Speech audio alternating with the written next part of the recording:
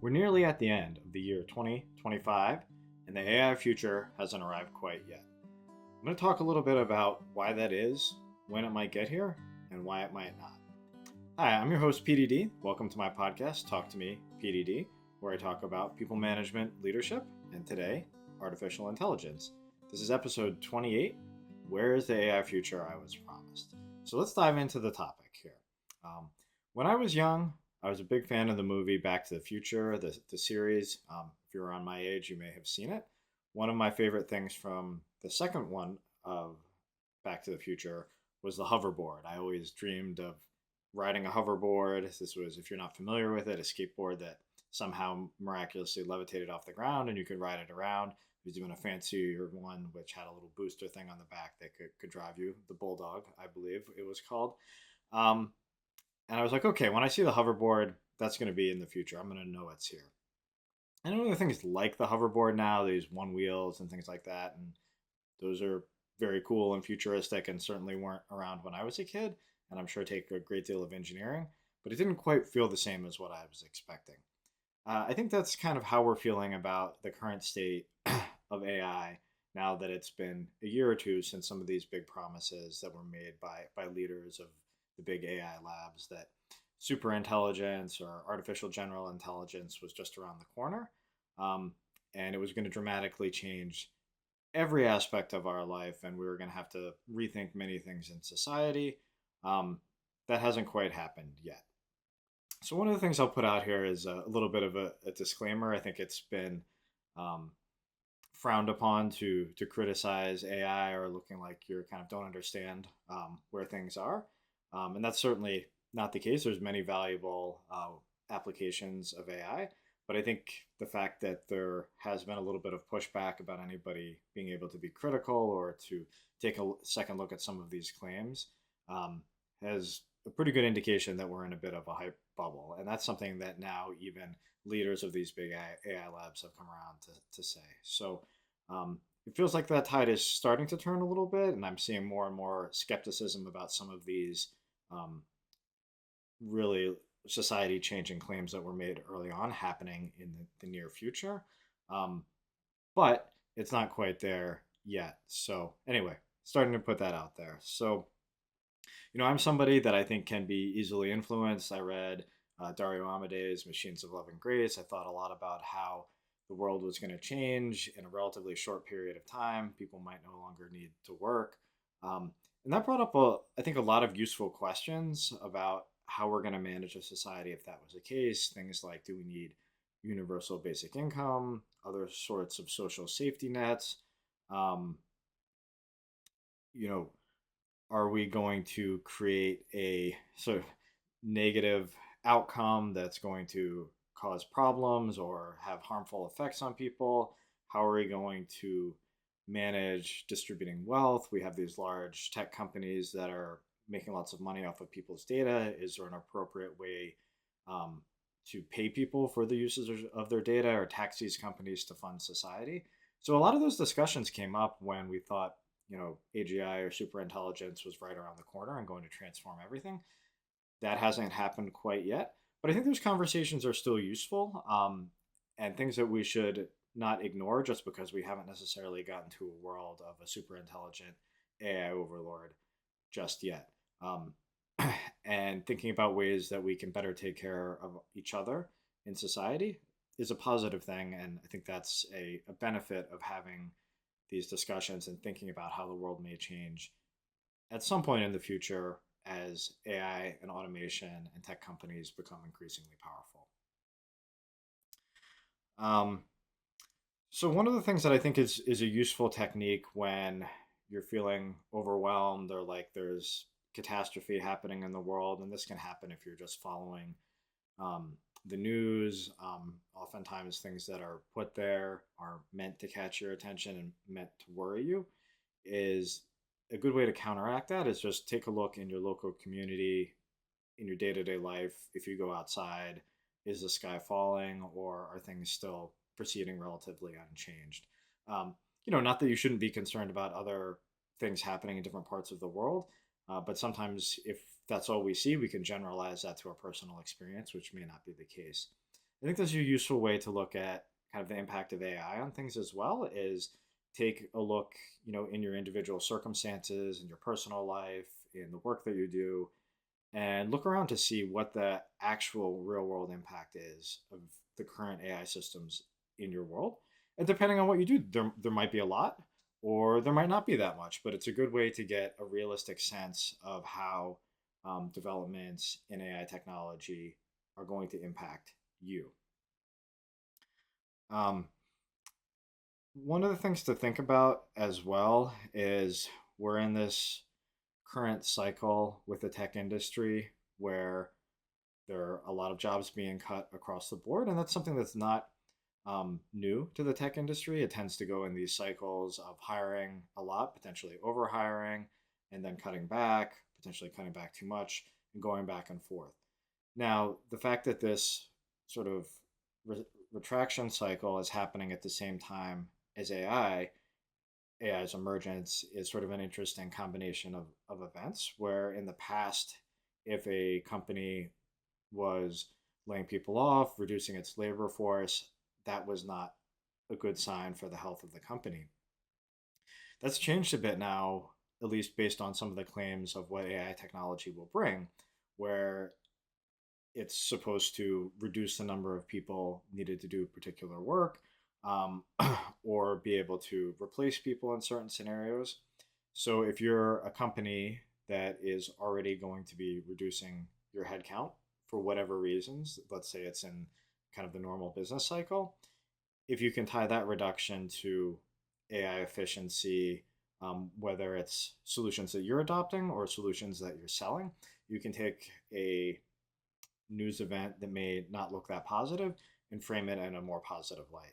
Um, and if you look into the details of many of the larger layoffs that have happened at these companies, most of them are not attributing it directly to AI efficiency. They're attributing it to other costs, either needing to save or to making large investments in infrastructure and things of that nature. But some of that has been lost in the press because of the positive spin and story, and kind of more interesting story it is if AI is replacing these jobs as opposed to them just being a normal part of the cyclical downturn in the tech industry. And the same type of thing with this disproportionately impacting people who are new in career in the tech industry. This is not the first time it's happened. Um, when I entered the workforce in the tech industry, we were in a similar downturn. It was difficult to find a role as a new and career person in tech. And I think that's no different now. Whether those jobs in the long term are replaced by the current AI technology, I think that's probably unlikely in most cases. So it's important to separate those two things that happen to be occurring at the same time. They're not necessarily causing each other; they just happen to be occurring at the same period of time. Um, One of the things that the future predictions of AI superintelligence and AGI were based on is the concept of the scaling laws. So that within large language models, the scaling laws say the more data that you put in, the larger your models, the more computing that you're throwing at them, the better and better they're going to get. Not just linearly, but exponentially over the amount of compute and data that you're putting into them. And that was true for a number of generations of models. And I think that's how some of these predictions for AI superintelligence in the relatively near term came to be because they just completed that graph that was continuing on from some of the models that we have already and use that to extrapolate the level of intelligence and capability that we would have in relatively short order. Now, I think there's plenty of debate about this, but I've seen more discussion that the scaling laws may be coming to an end, whether it's running out of data or unique data or just not holding true. Um, so that's something to keep an eye on, that the um, advent of superintelligence was predicated that these scaling laws were going to continue, at least in the short term. Um, so that's something to be aware of and follow. And another thing about large language models is that they are they are probabilistic in how they determine their output. You may have heard of the term hallucinations when large language models tell you things that aren't true, like they are true, or may just not give you exactly the answer that you want. Um, that's not really a recipe for super intelligence. One of the quotes that I really liked, and this is from Ethan Mollick's book on co-intelligence, which was I think came out a year or so ago, kind of talking about the nature of these probabilistic large language models. So here's a quote: "We need to be realistic about a major weakness, which means AI cannot easily be used for mission critical tasks requiring precision or accuracy." And you can debate about what mission critical means, but if you're employing someone to do a job, that's a fairly mission critical task. So if we're thinking that these AI systems are going to whole scale replace jobs without the ability to be precise or accurate dependably, um, it seems like there may be a challenge, and those two things are going to be contradictory to each other. There may be some cases where you could do that, or you can get away with it, or you're willing to take the trade offs in a pure large language model automation versus a person, but understanding that you're going to pay the costs of suffering on accuracy and precision, which is not really, I think, how AI was sold as a replacer for human labor. You've seen some of these tests probably where AI models claim to have, human PhD level proficiency. If you're hiring a PhD, you don't expect them to randomly give you wrong answers or to not be able to rely on them to be precise or accurate in doing their work. So I think there's a disconnect between these two expectations here. Um, Now, shifting a little bit, that's sort of kind of getting into the technical details of why some of these AI predictions may not have come true, or maybe AI is not quite ready to replace people whole scale in a lot of professions. So that's certainly one challenge getting us to the AI future that was promised. In a totally different lens, there's also some financial challenges, and I'm not the expert here, but I think it's good to follow these as well. Ultimately, these technology companies building large language model solutions are for-profit companies, and at some point need to generate a profit. And that's one of the challenges now, is that these all of the large AI labs are losing massive amounts of money. And I think just the pure scale of how much money they're spending on model training and running the models, building data centers, power infrastructure, it's such a large number that it's hard for us to keep it in perspective. And of course, there are other businesses where you need to invest, or in the past, you've invested heavily or they've spent money for a number of years to establish a market and build a model. So you could make that argument that that is happening here. But just the scale of spending is beyond the scale of anything we've seen in the past. Now, if that were to be true, you'd want to see a path to profitability at some point. And one of the challenges I've seen raised there is around the cost of inference. So how much money it costs to answer questions that are going into these large language model systems. And again, I'm not an expert here, but some of the pieces that I've heard and why it can be confusing is the cost per token, so individual piece, seems to have come down. But with a lot of the use cases and newer models, you're actually having to send many more tokens than you were in the past. So even though the cost per token has come down, the overall cost to answer questions to use the model is high. So it's not clear that there's a path to profitability with the current infrastructure and the way these labs are running. And just at the rate that they're burning through money, it will be interesting to see how long or how much longer that can be sustained before things change, which is something that could dramatically disrupt the industry if some of these players run out of money and have to readjust or aren't able to afford to run the systems that they have in place today. There's also with some of them kind of a circular dependency where they are customers of each other and paying to consume one lab's models while reselling it over here.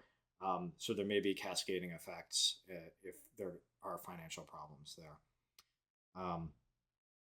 So it's interesting to think about all those things. And again, maybe it's time to take a step back to reality where we think about these generative AI models as offering features or functionality in particular contexts that are valuable, but not necessarily totally changing the entire world order in a very short period of time. And then when we reframe to think about that, the idea that it needs to be profitable, at least in some reasonable time frame, um, becomes more important. Whereas I think you can potentially get away from that longer if if this continues at a certain point, you're going to gain super intelligence. Whoever gets there first is the winner. Everybody else loses, and it changes the entire world. Those are two very different situations from having a product feature that's useful and adds efficiency, or adds some new capability to something that changes the entire world. Um, as we get now kind of into later 2025, AI agents are becoming more and more of a thing that people hear about. So I think this is really interesting evolution of the world of AI and generative AI. And it comes back the way that I described it is when you're building an AI agent, you have this trade-off when you're using large language models of power versus precision. Um, so large language models are very powerful. They can cover and understand a lot of different scenarios, but you're going to run into this accuracy and precision piece that's difficult unless you can provide more context to your agents, whether that's in how you prompt them, the goals, the intent that you put in place, to different guardrails. So putting some constraints on the agents to make them work the way that you want them to. I learned recently about kind of a mathematical term for this, known called a Floridi's conjecture, which is sort of a mathematical proof that this is the nature of these models, where you have a trade-off between certainty and scope. So the broader scope you have in what your model does, the less certain it will be, the more likely it is to be wrong, to hallucinate, or to give you some answer that you weren't expecting. And the more precise and accurate you make it, you have to scope it to a smaller and smaller domain. And these all bear out in systems that I've seen and ways of working with AI that I've experimented with and used. But it sort of flies in the face of this idea that we're just going to get super intelligence through the scaling laws, where AI super intelligence can do both those things. It can have an incredibly broad scope, and it can also be accurate and precise in what it answers there. So if you believe in this conjecture, it basically disproves the idea that you can have AGI or super intelligence in a pure large language model. I wouldn't say that certainly doesn't rule it out that it's possible with other hybrid approaches, but it's not what the large language model lab heads were telling us when they promised us the AI future in the relatively short term. Um, so AI agents as well, there's you could say, okay, well, I'm just going to live with some of this uncertainty, but to have some more power and more scope in what my agents can do. And an interesting term I heard mentioned when I was going through some agent training recently was this idea of the blast radius of your AI agent. Um, that doesn't sound particularly reassuring to me as somebody thinking about deploying AI agents either for myself or in work, where I have to limit the amount of damage that these agents can potentially cause by their uncertainty. So that's another reason why this narrow scoping and constraints are going to be important for AI agents, both in terms of unintentional consequences and then also limiting sort of the security attack vectors that are exposed, and potential footprint of vulnerability and things that your agents could do that you don't want them to. So kind of continuing on that path, another quote that I really thought was um, very telling from another AI agent training I took recently is that AI agents are really more a focus on automation than AI. Yes, AI is a piece of it, but by calling them AI agents, it's putting that at the front. That's what you're thinking of. But really, as we get into these scoped specific scenarios where we want repeatable outcomes for our automation, it's really less kind of about the large language model piece in a lot of ways than kind of more traditional automation, which I think has always been really valuable for businesses. If you have a business process or a workflow where you can define different steps and then you can automate those, that's a huge opportunity for efficiency and also consistency. Um, So I think that's the direction more and more that we're seeing AI agents go into, is almost more of a traditional automation approach with the benefits of large language models in certain aspects of the work that they do. Um, so again, a very interesting feature, very valuable for people and for businesses, but not AI super intelligence. So lastly, just kind of wrapping up my thoughts on this, I think we're beginning to see the shift in the overall narrative about the impact of generative AI on our life, on the future of work, and all of those things. How it actually, will all shake out in the long run, I don't know. We'll have to watch and see. Automation is incredibly useful. Even before generative AI, that was something that I tried to focus on. I think maybe some of the benefits now being in the world of genAI is even for traditional automation. There may be more opportunities there, thinking about leveraging data and workflows, and I think that that's all good things. Um, I think the original kind of existential thoughts we had about how we want our society to be and how we should take care of each other and people in a world where maybe not everybody will need to work or can work.